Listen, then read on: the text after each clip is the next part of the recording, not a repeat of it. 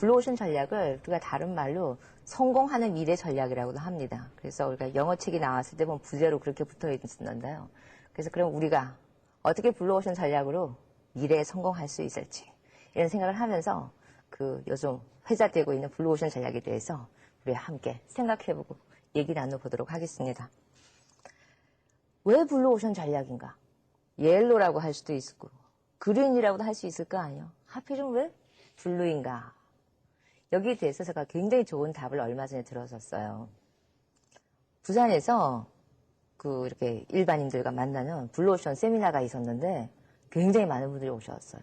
한 700명 정도 큰 강당에 가득 찼는데 그날 온 사람들 중에서 최연소 참가자인데 초등학교 1학년이에요. 얘가 좀 뭐 알기는 알고 왔는지 싶어서 가서 물어봤어요. 블루오션 전략이 뭔지 아니? 그때 얘가 하는 말이 싸우지 않고 이기는 전략입니다. 그래요. 그런데 이랬더니요. 그 다음에 하는 말이 우리가요 싸우면은요 다치잖아요. 그리고 피도 나거든요. 그래서 그걸 레드오션이라고 그러고요. 피가 안 나는 거는 블루라고 합니다. 그랬어요. 그 얘기를 들으면서 참 정확한 말이다. 사실 우리 어른들도 그렇게 정의하기 굉장히 힘든데 정말로 이 이론의 주창자인 김희찬 교수와 르네 마루안 교수가 경쟁하지 않고 이기는 어떤 전략, 미래 전략을 블루오션이라고 부르는 그 배경이 바로 그겁니다. 우리가 경쟁 이러면은 어떤 생각 납니까? 뭐라고 그러죠? 경쟁이 엄청 치열한 공간을 뭐라 그럴까요? 피 튀기는 경쟁을 하는 공간이다 그러잖아요. 유혈의 경쟁 공간이다 그러거든요. 근데 이 어린이가 바로 그런 말을 하는 거예요. 싸우면은 피가 나고. 그래서 레드이고. 이건 싸우지 않으니까 블루다 그랬는데 어린이 입에서 나온 얘기지만 아주 정확한 것 같습니다. 그래서 블루오션 전략은 바로 한마디로 얘기하면요. 지금 우리 눈에 현재는 보이지 않지만 새로 창출될 시장 공간입니다. 그리고 경쟁자가 없는 거대한 시장 공간이에요. 그런데 이걸 꼭 기업에만, 제가 자꾸 시장 이러니까, 이건 기업 경영 전략이구나, 이렇게 생각하실 수도 있는데, 개인에게도 적용할 수가 있어요. 우리가 누구보다 좀 더 잘해서 누구를 이기겠다는 경쟁으로 승부를 거는 게 아니라, 어떤 가치 창출을 통해서 우리가 새로운 가치 공간을 만들어낼 수 있다면, 그게 바로 또 블루오션이거든요. 그래서 여러분들 한 사람 한 사람 다, 나 자신만의 블루오션을 창출해낼 수가 있습니다. 그럼 우리 잠깐 레드오션에 대해서 한번 생각해 보시죠. 이제 다시 또 우리 기업으로, 시장으로 한번 생각해 보시죠. 레드오션은 경쟁자가 굉장히 많습니다. 그리고 그 공간에는 공급자가, 그러니까 물건을 파는 사람이 사려고 하는 사람이 더 많습니다. 그래서 공급자 사이에 치열한 가격 경쟁도 생기게 됩니다. 점점 가격을 낮춰서 좀 더 우리 매출을 늘려볼까? 아니면은 시장 점유율을 확대시켜 볼까? 이러는데요. 그럼 우리가 여기서 다시 처음 돌아왔어요. 그럼 레드오션 전략과 블루오션 전략은 어떤 차이가 있느냐 한번 생각해 보시죠. 우리가 산업의 역사를 보면요. 항상 비즈니스 공간에는 레드오션 공간과 블루오션 공간이 공존했습니다. 그런데 지금까지 우리가 경영학계라든지 비즈니스계에서는 레드오션으로 이기는 방법만 배워왔지 블루오션으로 승리하는 방법론이 없었던 것뿐이에요.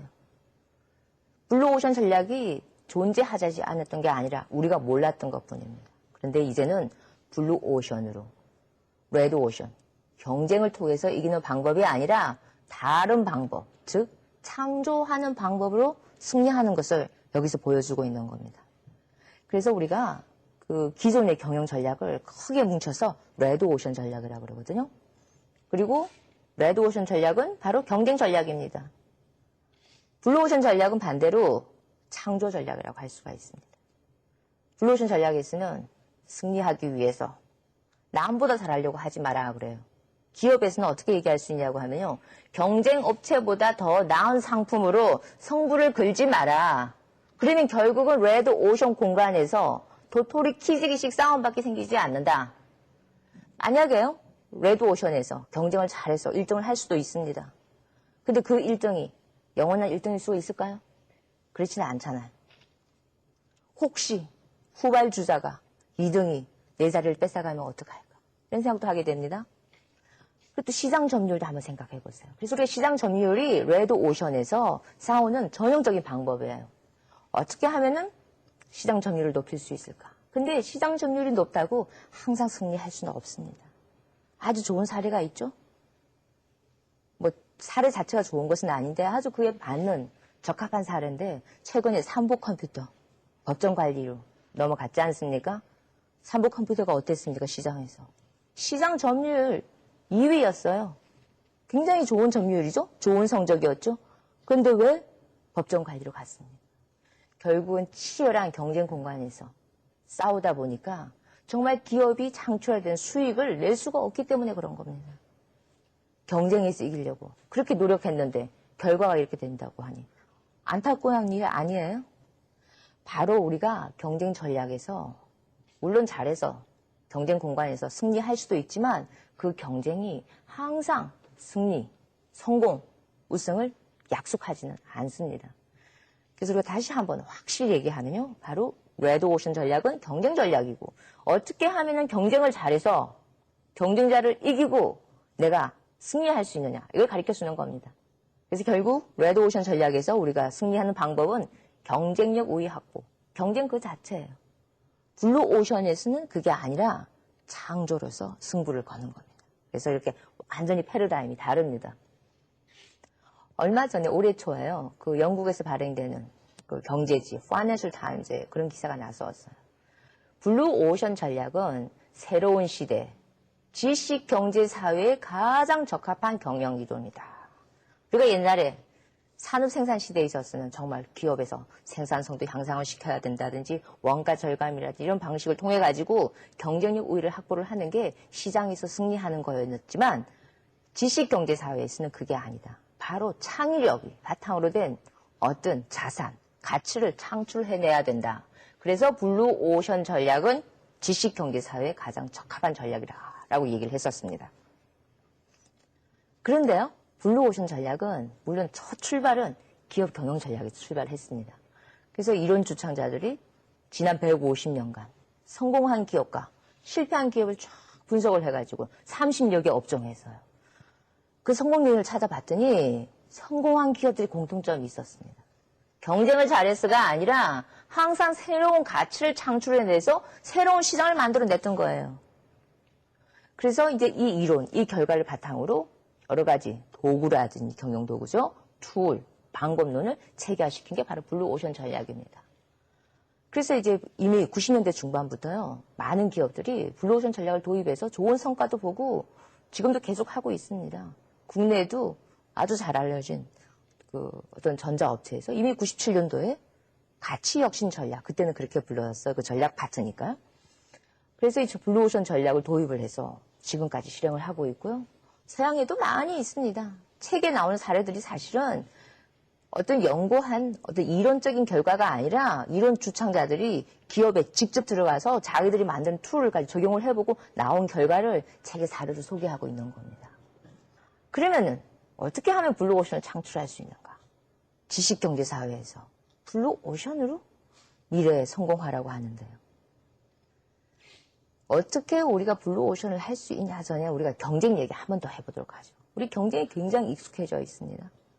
우리가요, 기업뿐만 아니라 우리 개개인도 마찬가지예요. 여러분도 한번 생각해 보세요.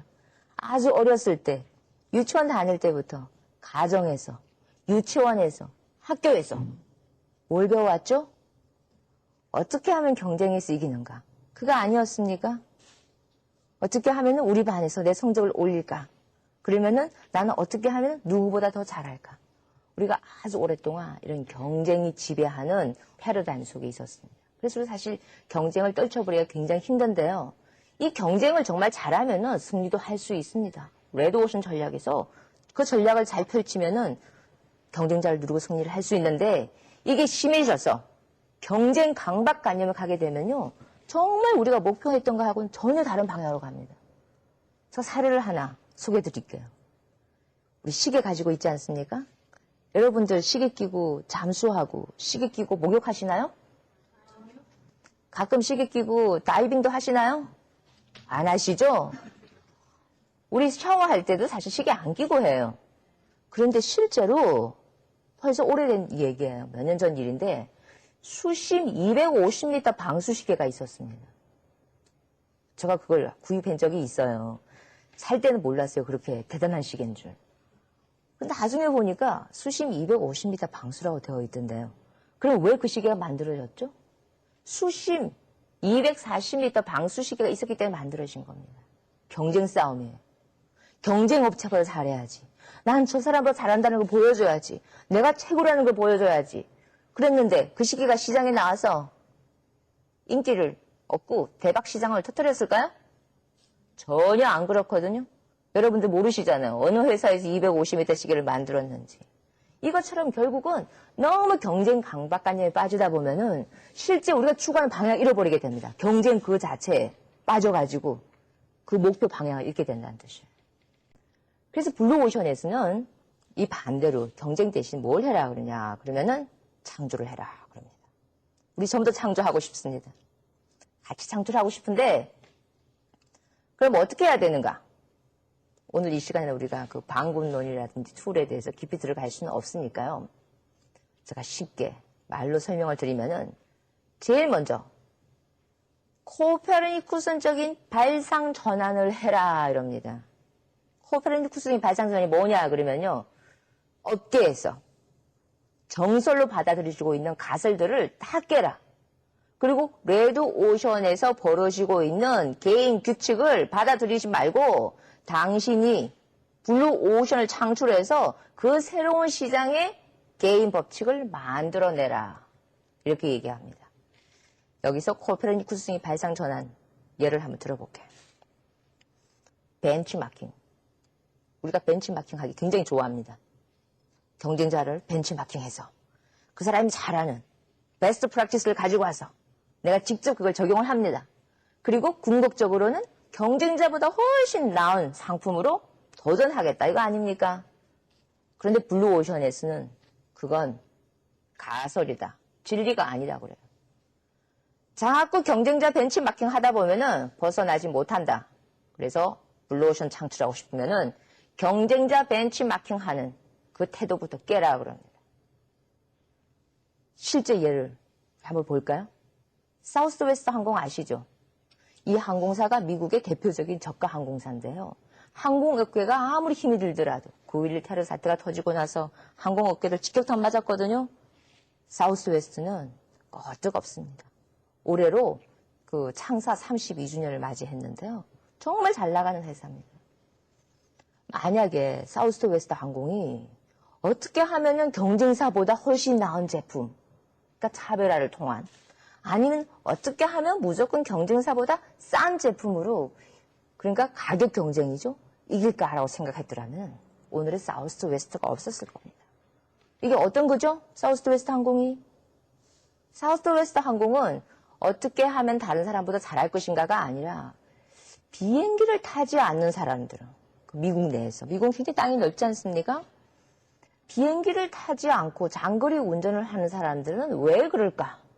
비행기를 타면 금방 가는데 운전을 하면은 시간도 많이 걸리고 운전을 해야 되니까 피곤하기도 한데 왜 그럴까? 바로 그겁니다.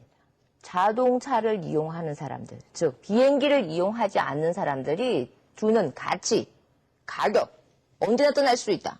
그리고 작은 도시도 바로 갈 수 있다. 갈아타지도 않아도 된다. 이런 장점과 비행기의 장점인 속도가 엄청 빠르다는 거. 이걸 접목시킨 게 사우스웨스트 항공입니다. 그리고 가격도 중요하거든요. 비싸기 때문에 안 타거든요. 그래서 가격을 내립니다. 가격을 그냥 내리면은 기업은 수익을 많이 낼 수가 없거든요. 그래서 저비용을 고가치를 창출하기 위해서 접근한 게 바로 뭡니까? 비행기에서 기내식 이런 거 없잖아요. 구매자들이 큰 가치를 주지 않는 건 제거해버리는 겁니다. 정말 구매자들이 추구하는 기본 가치만 다 모아서 만들어낸 게 사우스웨스트 항공입니다. 벤치마킹이 아니라 대안 상품, 비행기가 아닌 다른 어떤 상품, 이걸 관찰해서 나온 게 바로 사우스웨스트 항공입니다. 그 다음에 기술혁신. 기술혁신 중요하죠? 국가 경쟁력을 위해서는 우리가 기술혁신을 해서 선행 기술을 확보해야 되는데요. 여기서도 블루오션 주창가들은 너무 기술 혁신 그 자체에만 맹신하지 마라 그럽니다. 우리가 업계에서 정설로 받아들이고 있는 가설이라고 그럽니다. 혹시 에임팩스라는 회사 아세요? 아무도 모르시죠? 정상이에요. 왜냐하면 이 회사가 1950년대에 망했기 때문에. 이 회사가 50년대에요. 전 세계 최초로 VCR 기술을 개발한 회사입니다. 최첨단 기술 아니었습니까? 그 당시만 하더라도. 이 회사가 시장에 성공했더라면요. 우리가 오늘 다 기억할 겁니다. 그런 엄청난 기술을 개발하고 나서도 시장에 내놨는데 그대로 망해버립니다. 시장이 안 열립니다. 그리고 이 제품은 한 20, 30년 지나고 난 뒤에 일본의 소니라든지 GBC 같은 기업에서 VCR을 일반 대중상품으로 만들어버립니다. 결국 태동의 알은 에임팩스가 넣고 그 알을 정작 부화하는 사람들은 다른 사람입니다. 모토로라 이리듐 기억하십니까? 전 세계 66개국이 참가한 엄청난 프로젝트입니다. 최첨단 기술이에요. 어떻게 됐습니까? 모토로라 이리듐 컨소시엄 우리나라도 같이 참여했는데요. 그 회사 파산했어요. 엄청난 기술을 가지고 있고 개발을 했음에도 불구하고 시장에서 이렇게 망해버리는 거. 왜 그럴까요? 바로 블루오션에서는 그렇게 얘기합니다. 기술 혁신 자체는 중요한데 기술 혁신을 할 때 그 방향을 어떻게 하면 경쟁자보다 잘할까? 어떻게 하면은 세계 최초가 될까? 세계 최고가 될까? 세계 최단. 이런 신기록이라는 그런 어떤 일종의 그 기술 혁신에 대한 허영심으로 달려가지 마라 그러는 거예요. 그 기술 혁신이 시장에서 구매자 가치로 연결되어야만이 의미가 있는 것이다. 이럽니다. 그래서 기술 혁신이 중요하지 않은 게 아니라 R&D를 한다든지 기업에서 R&D도 참 많은 예산을 투입하고 있거든요. 그런 게 결국은 그게 그 혁신, 그 기술의 결과를 사용하게 된 사람들에게 정말 실용적이고 유용성 있는 기술로 연결돼야 된다. 이 말입니다. 그럼 그 반대 케이스 하나 얘기해 드릴까요? 워크맨 기억나시죠? 요즘 우리가 MP3를 사용하지만 이 워크맨요. 전형적인 블루오션의 사례입니다. 이게 70년대 개발이 됐는데요. 벌써 30년도 더 전 얘기지만 워크맨은 기술 혁신 제품이 아니었어요. 이미 그 당시에 업계에 나와 있던 기존 기술 2개. 그 첫 번째 기술이 뭐냐 그러면요. 하이파이 붐박스예요. 70년대 우리 영화 보면요. 미국의 청소년들 어깨에 메고 다니던 스테레오 있죠? 그 붐박스거든요. 이거 들고 다니면 너무 좋아요. 언제 어디서나 내가 원하는 음악 카세트만 넣으면 들을 수 있습니다. 음향도 아주 좋아요. 그런데 무겁고 비쌉니다. 두 번째 기존 기술은 뭐냐 그러면요. 트랜지스터 라디오입니다. 한 손에 다 들어오거든요. 휴대성이 뛰어나죠. 가격도 쌉니다. 바로 이 두 기술에다가 굉장히 창의적인 아이디어를 접목해서 나온 게 바로 소니의 워크맨입니다. 소니가요. 오늘의 그 브랜드 가치가 된 거는 바로 이 워크맨 덕분이에요. 워크맨이 성공하면서 일본 전체, 일본 국가, 그리고 일본 기업 전체의 인지도를 확 올려주게 됩니다. 어떤 한 기업의 블루오션이 결국은 국가, 그리고 그 산업 전체에 그 아주 좋은 영향을 주게 됩니다. 여기서도 보시다시피 물론 아주 좋은 기술 혁신이 블루오션 전략일 수도 있습니다. 있지만 모든 기술 혁신이 블루오션일 수는 없다는 얘기입니다. 그래서 구매자 가치, 새로운 가치를 창출한다는 게 굉장히 의미 있는 겁니다. 좀 명확해졌죠? 그 다음에 블루오션에서는 또 무슨 얘기를 하냐 이러면은 우리 고객은 왕이다. 우리 굉장히 오래전부터 들어온 얘기입니다. 고객 가치. 잘 아시죠? 또 얼마 전부터는 고객을 감동시켜라 이런 말도 하거든요. 굉장히 고객이 중요합니다. 그리고 블루오션 전략에서는요.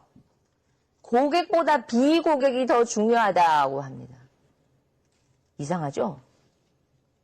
우리가 창출해낼 블루오션은 새로운 시장입니다. 그 개인이든 공공 분야든 아니면은 정말 기업이든 새로운 시장을 창출하기 위해서는 기존 고객만으로는 될 수가 없습니다. 특히 기존 고객 중에서 우리에게 만족하는 사람들은요. 새로운 시장이 창출될 필요성도 못 느낍니다. 만족하는데요. 뭐. 그렇지 않을까요? 근데 블루오션에서는 그런 고객에게 가서 새로운 시장을 창출할 수 있는 통찰력을 찾지 마라. 우리에게 불만인 사람, 그러니까 우리 회사에 불만인 사람, 더 크게 보라고 그래요. 우리 업계가 제공하는 어떤 서비스라든지 그 제품의 가치에 불만스러운 사람, 우리 업계 자체를 거부하는 사람, 그 비고객들에게 가서 왜 거부하는지 그걸 알아보고 새로운 가치를 찾아내면 블루오션을 창출할 수 있다고 합니다. 그런데요, 우리가 성공한 그 가치혁신 사례들, 즉 블루오션 케이스를 보면은 항상 비고객을 고객으로 만들었습니다. 조금 전에 제가 설명드렸던 그 워크맨 같은 경우도 보세요. 워크맨이 나와가지고요, 붐박스 시장에 있는 그 고객들을 뺏어온다든지, 트랜지스터 시장에 고객을 뺏어온다든지, 이런 식으로 블루오션을 만든 게 아니에요. 그전에는 붐박스도 관심이 없고, 트랜지스터 관심이 없던 사람들이 워크맨 사러 막 시장에 들어오는 겁니다. 누굴까요? 여러분도 그 비고객들 가운데 한 명이에요. 출퇴근하는 사람들, 장거리.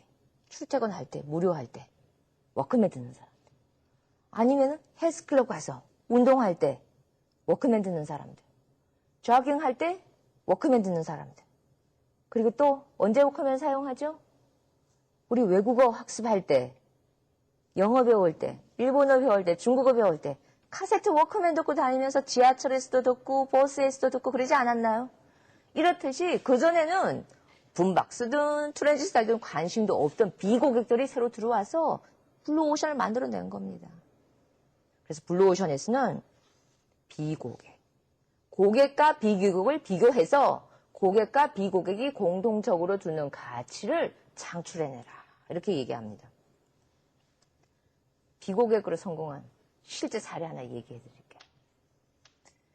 이 회사는 제가 지금 사례로 소개드릴 회사는요, 그냥 우연히 된 게 아니라 그냥 비고객에 관심을 가진 게 아니라 블루오션 전략의 패턴을 직접 적용을 해서 만들어낸 건데요.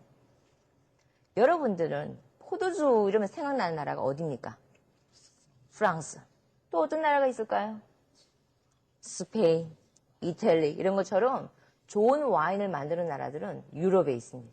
아주 오랜 역사를 가지고. 그런데 호주에 조그만한, 잘 알려지지 않은 포도주 회사가 있었어요. 지금도 있습니다. 카젤라 와인스라고. 이 회사가 와인을 파는데 호주 시장은 너무 작아서 안 되는 거예요. 외국에 나가야 되는 거예요. 해외 시장 개척을 해야 되는데 갈 데가 없습니다. 유럽 시장이 세계 최대 와인 시장인데 여기 가려고 하니까 명함도 못 내요. 프랑스, 스페인, 이탈리 사람들이 거들떠나 보겠습니까? 그래서 누구야? 그렇게 할 거 아니에요. 그럼 어디를 갈까 생각을 해보니까 미국인 거예요. 미국이 세계 3위 포도주 시장입니다. 알았다. 그럼 미국 가자. 이까지는 좋았는데 미국의 포도주 시장이 장난이 아니에요. 경쟁 상태가. 가격 경쟁에다가 정체 시장이에요. 카젤라 와인즈가 미국을 딱 가려고 경쟁사들을 쫙 보니까요. 1600여 개 업체가 있습니다. 여기 카젤라 와인즈가 들어가면요. 1601번째 회사가 되는 거예요. 역사와 전통도 없고 이름도 안 알려졌는데 브랜드 인지도도 없이 되겠습니까?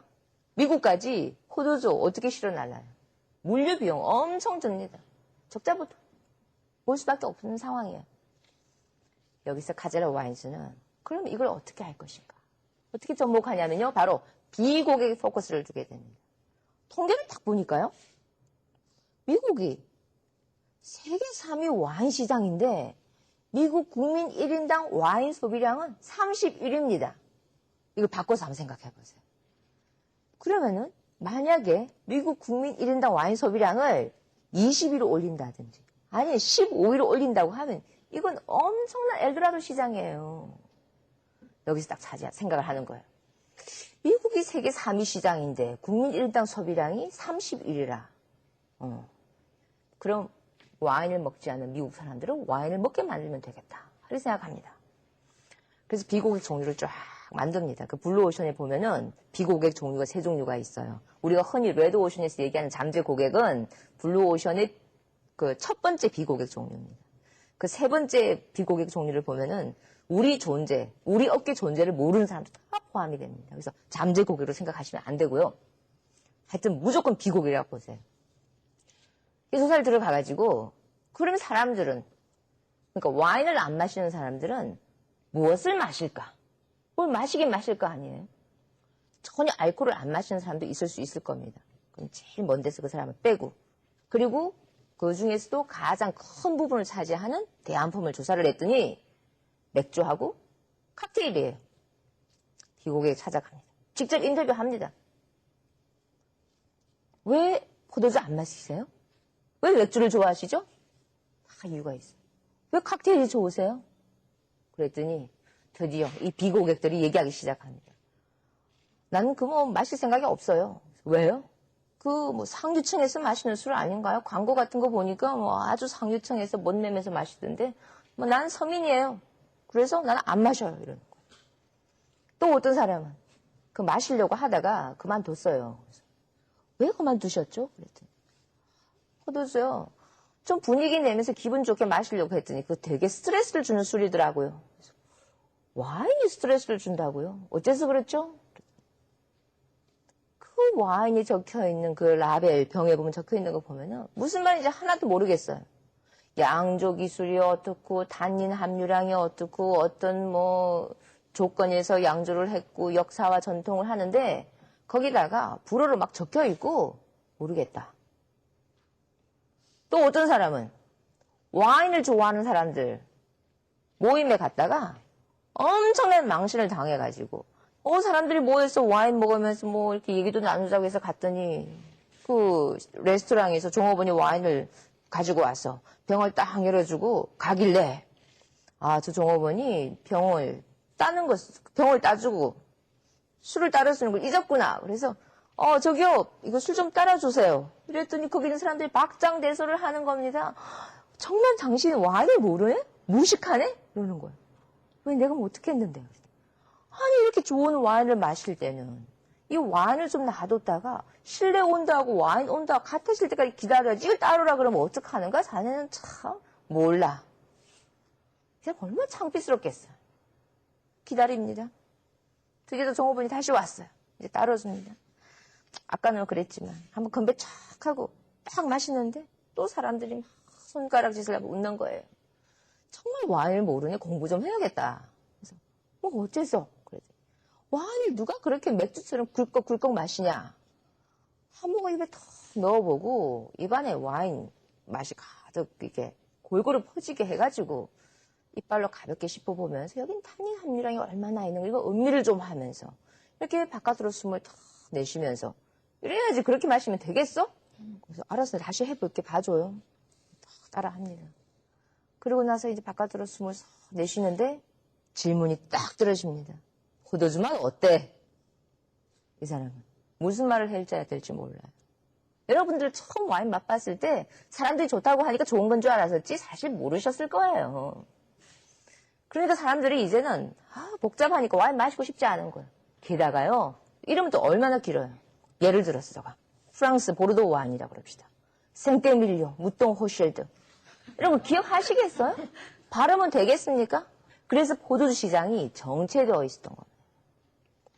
카젤라 와인은 이렇게 와인을 안 마시는 사람은 뭘 마시는가? 그러면 이 사람들은 왜 와인을 마시는 것을 거부하는가? 이렇게 접근을 해가지고요.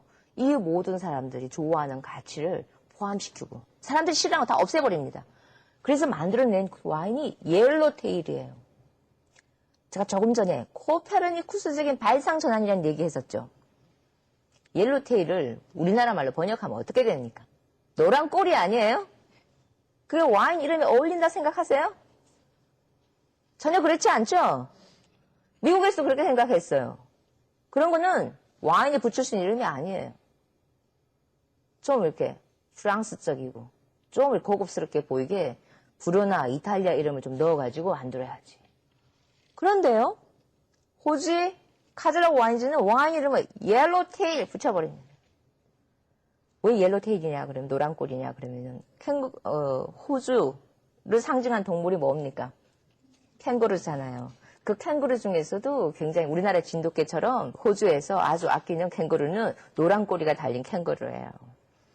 그래서 옐로테일이라고 한 겁니다. 이걸 굳이 우리나라 말로 또 좀 의역을 하자 그러면은 우리 호돌이 이렇게 붙인 거예요. 와인 이름에. 그 사실 우리나라에서도 와인을 호돌이라 그러면은 이상하다. 와인이랑 안 맞아 그랬을 거 아니에요? 와인 업계에서 다 그렇게 생각하고 있습니다. 카자라 와인이죠. 옐로테일. 그랬더니 미국 사람들이 너무 반가운 거예요. 이런 그 브랜드 이름은 잊을 수가 없어요. 잊었더라도요. 포도주 과일 가서 그 무슨 꼴이죠? 그 꼴이 있잖아요. 그 한 병 주세요. 그러면요. 종업원이 노란 꼴이에요. 들고 나와요. 종업원에게 가서 와인 좀 추천해 줄래요? 이러면은 이 종업원이 발음도 안 되는 긴 이름의 프랑스 와인을 추천하느니 아주 호주에서 수입된 건데요. 옐로테일이라고요. 그거 한번 드셔보실래요? 가격도요. 품질에 비해서 저렴하고 좋습니다. 그래가지고 블루오션을 창출해서 수치로도 나올 수도 있는데요. 이 옐로테일이 2003년도에 재작년이죠. 미국에서 가장 많이 판매된 수입 레드 와인이었습니다. 거기서 그 천년에 작년에는요. 미국에서 제일 많이 팔린 레드 와인입니다. 와인의 역사하고는 전혀 상관도 없는 이 조그만 호주의 카젤라 와인즈라고 하는 여기서 옐로테일을 만들어서 프랑스, 이탈리, 스페인 다 제치고요. 블루오션을 창출했습니다. 우리가 지금 계속 그 블루오션 전략에서 얘기하는 코페르니쿠스적인 발상 전환인데요. 우리가 레드오션 전략에서는요. 사양산업이다. 이렇게 되면 어떻게 하냐면은 빨리 퇴출해야 됩니다. 손해보기 전에. 그리고 매력적인 미래 전망이 있는 그런 사업에 신규 투자를 하거든요. 태조산업, 사양산업에 투자할 사람이 누가 있습니까? 그런데요. 블루오션에서 정말 빛나는 성공 사례들을 보면요. 사양산업에서 새로운 시장을 다 만들어냅니다. 그 사례는 무수히 많은데요. 제가 한 예를 들면은 서커스. 사실 서커스는요. 지금도 아주 매력적인 산업이라고 할 수는 없습니다. 매력적이라고 하는 것은 미래 전망이 있는 새로운 산업 종류는 아니거든요. 그런데 서커스 업계 1980년대에 새로운 종류의 서커스를 만들어가지고 블루오션을 창출해가지고요. 지금 엄청 잘 나가는 회사가 있습니다. 캐나다에 있는 서커스단인데 시르크 듀 솔레이라는데 시르크 듀 솔레이가요. 어떻게 블루오션을 창출했나? 80년대 중반에 퀘벡 사람들이에요. 그 불어권 사람들인데 길 라리베르테라는 사람이 지금 회장이에요. 이 사람이 만약에 우리가 레드오션에서 얘기하는 것처럼 서커스는 사양 산업이다 이렇게 생각했더라면 이 서커스는 안 만들었을 거예요. 어떻게 만들었냐? 80년대 서커스는 사양 산업이에요. 왜 그런가? 이 사람들이 서커스 안 보러 갑니다. 너무 다양한 엔터테인먼트가 많잖아요. 스포츠 이벤트도 있죠. 뭐 콘서트도 있죠. 관심이 없어. 애들도 관심 없습니다. 시장은 점점 줄어듭니다. 사용화가 가속화되고 있는 거예요. 그런데 남아있는 서커스단들은 어떻게 하면 살아남을까? 뭐 문을 닫는 서커스단도 많았죠. 그렇지만 남아있는 서커스단은 이 바로 그 줄어드는 시장 속에서 어떻게 비용은 굉장히 많이 들죠. 그러니까 고민을 합니다. 그러면서 그 고민 속에서 나온 해결법이라는 게 사실 해결법도 아니에요. 어떻게 하면은 다른 경쟁자, 다른 서커스단보다 잘할까 싶어가지고 이리저리 찾아봅니다. 기라 리베르테 회장은요. 여기서 서커스를 완전히 바꿔버립니다. 반대로 해요. 왜 사람들에게 가치를 주지 않는 동물쇼 스타 고개사를 하느냐? 제거, 없애버립니다. 그리고요. 반대로 어디에 더 투자를 하냐? 공연장에. 엄청나게 큰 조립식 가건물로 해가지고요. 텐트를 만드는 거. 옛날에 서커스 전성기 이래를 연상시키는 대로. 그리고 반대로 바꿉니다. 그리고 앞에 그 스타 고개사라든지 동물쇼 같은 컨텐츠를 없앤 대신 여기서 한번 생각해보세요. 비고개. 서커스를 보지하러 가는, 구경하지 않는 사람들은 뭘 선택하는가? 오페라, 연극, 현대무용 많이 있죠? 거기에 있는 장점들을 가져와가지고요. 완전히 새로운 장르의 서커스단으로 만들어버립니다. 지금도요. 이 시르크 디솔레이 따라갈 수 있는 서커스단이 없습니다. 모방을 못합니다. 지금 시르크 디솔레이 서커스단에는요. 전 세계 42개 국적의 사람이 모여서 25개 언어를 얘기한답니다. 이렇게 사양산업에서 서커스를 그 바탕으로 한 새로운 엔터테인먼트, 새로운 블루오션을 만들어가지고 지금 다국적 기업이 되어 있습니다. 그래서 우리가 여기서 굉장히 그런 걸 생각해 볼 수 있는데 여기서 한번 보시다시피 제가 말로 설명을 해서 명확히 감이 안 올 수도 있지만요. 바로 시르크 디 솔레이는요. 업계에서 자기들은 중요하다고 생각하고 있는 그 경쟁 요소들을 제거해버립니다. 동물쇼, 스타고개사. 그리고 업계에서는 전혀 생각하지도 못하고 있는 새로운 컨텐츠를 창출시킵니다. 창조죠. 바로 제거와 창조를 동시에 함으로 해서 저비용 고가치 창출을 해내는 겁니다. 그래서 우리가 이제 그 블루오션 전략에서 얘기하는 그 정설과 가설, 코페르니쿠스적인 발상천에 대해서 살펴봤는데요. 블루오션 전략이 이렇게 기업 경영 전략이 출발했지만 지금은요, 국가 전략으로도 채택되고 도입한 나라들이 있습니다. 싱가포르 정부는요, 지난해 3월 달에 VART라고 그래가지고 Value Innovation Action Tank, 정부 가치 혁신을 만들어가지고 15개 정부 부처가 다 참여하고 있습니다. 싱가포르 정부가 추구하는 것은 바로 옆 나라 중국의 중요성이 점점 더 커지고 있어요. 싱가포르에 있던 옛날 외국인 기업들이 이제는 중국으로 옮겨갑니다. 정상이에요. 세계 최대 생산지이자 세계 최대 시장이거든요. 점점 올라가거든요. 점점 옮겨가거든요. 그러면 어떻게 되겠습니까? 싱가포르에. 기업들이 없어지면은 산업 공동화 현상이잖아요. 그러면은 실업자가 생기게 됩니다. 사회 문제가 된다고요. 그런데 싱가포르의 지리적 위치 한번 보세요. 왼쪽에 누가 있죠? 인도가 있습니다. 인도도 만만치 않습니다. 인구 규모나 볼 때 중국하고 거의 맞먹어요. 요즘 우리나라 미래에 대해서 걱정하는 분들도 많이 있어요. 이 가격 경쟁에 있어서는 중국을 따라가지도 못하고 원천 핵심 기술은 일본을 따라가지 못하고 이거 우리 중간에 샌드위치 되지 않는가 그러는데요. 싱가포르는 우리보다 더하면 더했지 결코 정말 가만히 앉아서 미래를 기다릴 수는 없는 실정입니다. 싱가포르이 블루오션 전략을 국가 전략 도입한 것은 이 거대한 중국하고 인도하고 맞붙어서 어떻게 싸울 것인가. 우리가 아무리 경쟁력 우위를 확보를 하려고 하더라도 이 나라를 뛰어넘는 것은 불가능할 것이다. 아무리 잘해도 2등밖에 못할 것이다. 그럼 그렇게 살 것인가? 이걸 운명적으로 받아들일 것인가? 아니다. 우리는 직접 경쟁이 아닌 인구 500만도 되지 않고 천연자원도 없는 우리나라는 새로운 가치 창출로 미래 전략을 준비하겠다는 겁니다. 공공 분야에서도요. 아주 성공된 케이스들 많이 있습니다. 대표적인 게 뉴욕 경찰청입니다. 뉴욕이요. 90년대 초반에 80년대부터 마찬가지였지만 점점 범죄를 증가하다가 미국에서 가장 위험한 도시 중에 하나였어요. 뉴욕이. 그런데 빌 브레튼이라고 하는 신임 뉴욕 경찰청장이 들어와가지고요. 예산 증가 없이 주정부, 연방정부 도움도 안 받아요. 받을 수도 없어요. 주지도 않아요. 예산 올려주지도 않고. 예산 증가도 없이 경찰 병력 증원도 없이요. 3만 6천 명의 경찰 병력으로 2년 만에 뉴욕을 미국에서 가장 안전한 도시로 만들어버립니다. 며칠 전 신문기사 보셨죠? 지금 뉴욕이요. 서울보다 더 치안이 확실하다고요. 그리고 지난해 뉴욕의 범죄율은 30년 이래 최하를 기록했습니다.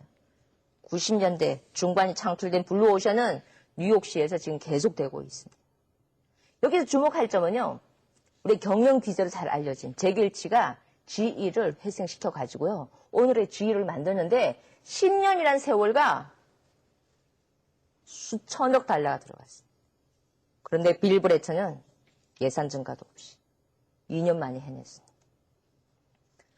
그리고 또 오늘 여기 오신 분들 아니면 또 이렇게 텔레비전을 시청하시는 분들도 개인적으로도 우리 블루오션을 창출할 수 있습니다.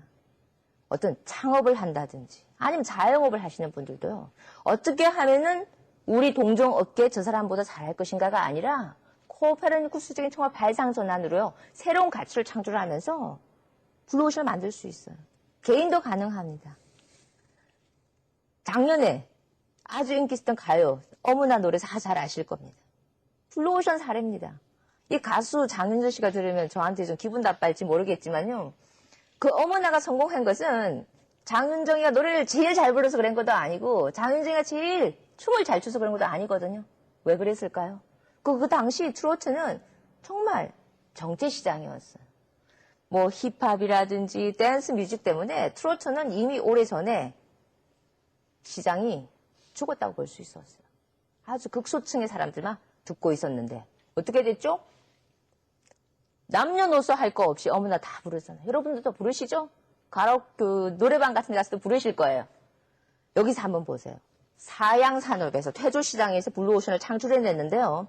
여기도 보면은 버리고 선택하는 게 있습니다. 이 말이 뭐냐면 선택이 아니라 버리고 창조해내는 게 있는데 거기서 뭘 버렸습니까? 꺾기 이런 거. 따라 부르기 되게 힘들잖아요. 그리고 어머나이는 영어 가사 이런 거 없습니다.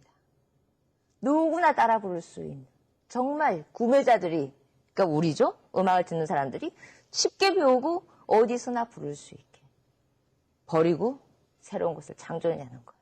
아주 사용의 용이성이라고 하는 혁신으로서요. 그래서 블루오션은 꼭 기업의 경영 전략이라 생각하시지 마시고 우리 개인, 자영업을 하시는 분, 그리고 사회, 공공 분야, 국가에서도 적용될 수 있는 큰 전략입니다. 우리가 오늘 강의는 이제 시간이 다 된 것 같아서 여기서 마치고요. 혹시 질문 있으시면 한두 분 질문 받겠습니다. 말씀하세요. 제가 질문 드릴 거는 아까 강의를 하시면서 저 비용으로 고가치를 창출하는 방법에 대해서 말씀을 하셨잖아요. 그런데 그 내용을 제가 지금 듣다 보니까 그거는 경쟁을 좀 과열하는 그런 이론인 그 선택과 집중에 대한 것과 약간 비슷한 내용인 것 같거든요. 그거랑 어떻게 다른지를 말씀을 좀 해주시면 참 좋은 지적인데요. 제가 가끔 이런 질문 오늘만 아니라 자주 받습니다. 아까 우리가 시르크 디 솔레이 보면은 버릴 것은 버리고 제거를 하고 그게 우리 ERRC 원칙이라고 그러거든요. 그 E가 영어에서 말하는 eliminator, 제거고요. 끝에 C가 creator, 창조한다는 뜻입니다. 그래서 제거와 창조를 동시에 하라라고 블루오션에서 얘기하는데 우리가 그 레드오션 전략에서 얘기하는 선택과 집중하고 이렇게 가끔 이렇게 비슷한 게 아닌가 이런 생각을 하시는데 전혀 다릅니다. 선택과 집중의 기준은 뭡니까, 여러분들? 경쟁이에요. 내가 경쟁자보다 좀 더 잘하는 것은 내가 경쟁자하고 비교했을 때 자신 있는 것은 확 키우고 경쟁자하고 비교했을 때 별로 내가 못하는 것, 자신이 없는 것은 그냥 포기하고 하지 말자. 결국 내가 가지고 있는 에너지라든지 어떤 그 자원을 분산하지 않고 효과적으로 쓰기 위해서 하는 거거든요. 그래서 그 기준이 경쟁자입니다. 경쟁자 비교인데요. 블루오션에서 말하는 ERRC, 무엇을 제거하고 무엇을 창조할 것인가의 기준은 경쟁자가 아니라 바로 구매자 가치입니다. 이것이 구매자에게 가치를 주느냐, 안 주느냐 보고 안 주면 제거. 구매자의 가치도 안 주는데 투자할 필요가 없다.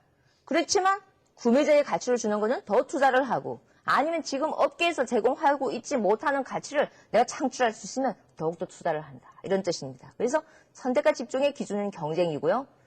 블루오션 전략의 ERRC는 구매자 가치입니다. 네, 질문 감사합니다.